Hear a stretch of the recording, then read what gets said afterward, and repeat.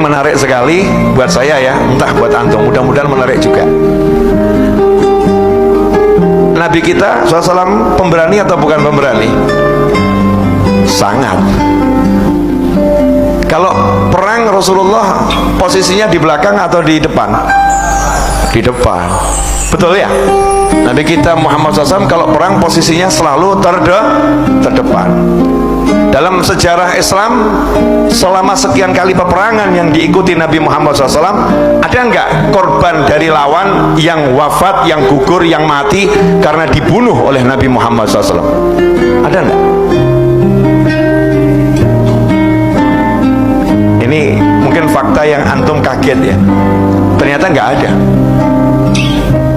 Ada satu yang mati, itu pun bukan di dalam peperangan. Ketika perang sedikit tergores, luka kecilnya itu semakin besar setelah peperangan selesai, semakin besar, dan setelah itu dia mati ya karena luka yang udah lama diderita. Tapi nggak ada yang dibunuh oleh Nabi Muhammad SAW, nggak ada. Pertanyaan saya, bagaimana mungkin perang berhadapan satu lawan satu atau satu lawan sekian, posisi terdepan, tapi nggak ada satu musuh pun yang ditikam oleh Nabi Muhammad SAW? Kalau disuruh menjelaskan, kira-kira logikanya bagaimana? Kira-kira musuh pengen nggak bunuh Nabi? Pengen atau sangat bernafsu? Pengen atau sangat bernafsu? Jadi kalau nabinya berhasil dibunuh, perang selesai atau enggak selesai?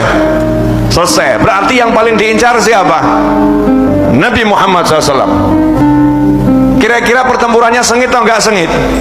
Serangannya gencar atau enggak gencar? Tapi kenapa enggak ada satu musuh yang mati di tangan Nabi Muhammad SAW? Kalau saya ngebayangin ya, saya enggak hadir saat itu, antum juga enggak. Betul ya?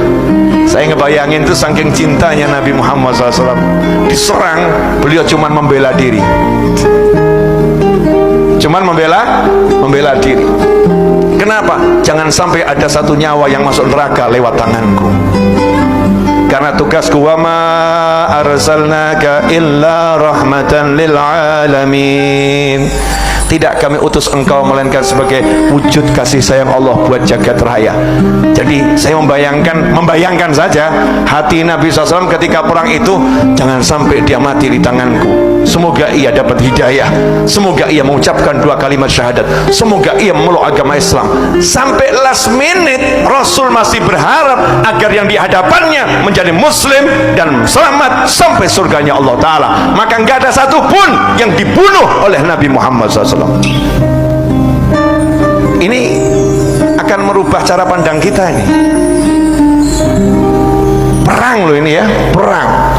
Makanya nanti kalau kita belajar kitab Sahih Bukhari atau Sahih yang lain, kita akan menemukan satu kalimat Nabi Muhammad SAW ketika memberikan briefing kepada pasukan berangkat perang ya, perang itu briefingnya Nabi Muhammad SAW, la tatamannau liqa'al adu.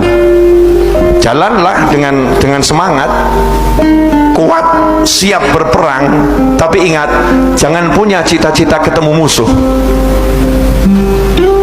Coba kalau antum yang suruh mimpin pasukan, kalau ketemu hajar, kalau ketemu habisin, kalau ketemu jangan sisakan. Betul. Nah ini perang. Nabi mengatakan SAW, la tatamannau liqa'al adu. Jangan pernah punya cita-cita bertemu musuh. Jadi harapannya itu kalau bisa nggak jadi perang gitu. Kalau bisa musuhnya nggak ada. Kalau ada siap, tapi kalau bisa jangan ada. Karena yang diinginkan adalah ketentraman, kenyamanan, kedamaian. Itu yang diinginkan Nabi Muhammad Sallallahu Alaihi Wasallam. Makanya setelah beliau hijrah, kemudian beliau berangkat ibadah haji sampai di depan kota Mekah Al-Mukarramah, Nabi SAW tidak diizinkan masuk oleh orang-orang kafir Mekah, orang-orang musyrik saat itu. Apakah Nabi ngotot? Apakah Rasul mengatakan mengatakan aku kakekku yang mendirikan Mekah? Apakah Rasul mengatakan aku Rasul yang paling mulia? Apakah Rasul mengatakan bersamaku sekian ribu sahabat siap jadi syuhada, siap mati di jalan Allah? Apakah Rasul mengatakan Allahu Akbar serbu Mekah? La, hasya wa kalla. Bukan itu yang dilakukan Nabi Muhammad SAW, tapi beliau melakukan perundingan. Gimana caranya tidak terjadi pertumpahan darah? Maka muncullah Sulh Hudaybiyah, perdamaian Hudaybiyah yang hampir semua pasalnya merugikan umat Islam.